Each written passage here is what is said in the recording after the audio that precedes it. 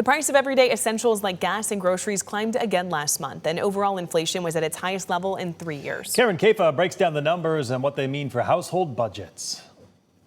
Price hikes continue to pinch U.S. households. Annual inflation rose to 4.2% in May, according to the Bureau of Labor Statistics. That's the highest level since April 2023. The real pressure on the overall economy is on inflation and prices.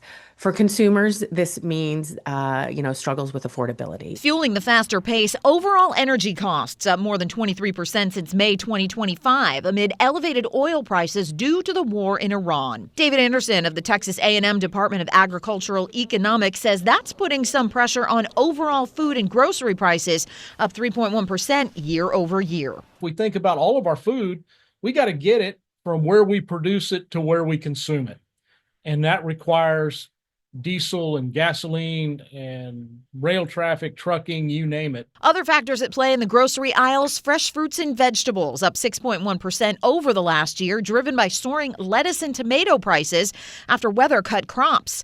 Coffee prices up more than 17% in the last year because of tariffs, and beef and veal up almost 13% as summer grilling season kicks off, Anderson says, and cattle numbers are at a cyclical low point. At the same time, Elizabeth Renter, senior economist for NerdWallet, notes inflation is now outpacing wage growth. We're paying more at the grocery store. We're not getting a raise, that coincides with it. And so we're feeling that additional stressor. Economists warn climbing costs could eventually dent consumer spending, the primary driver of the U.S. economy. In Washington, I'm Karin Caifa. The Social Security Fund, responsible for monthly payments to retirees and their dependents, may be at risk of drying up. More than 62 million Americans receive benefits from the Old Age and Survivors Insurance Trust Fund.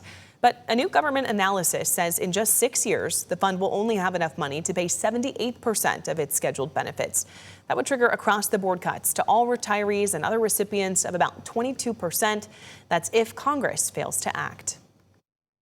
They can actually increase the amount of money on which FICA taxes are paid. That's the wage base. It can go from about $184,000. We could lift it to, say, $300,000. I know, not going to make a lot of people happy, but we have to pay for the system.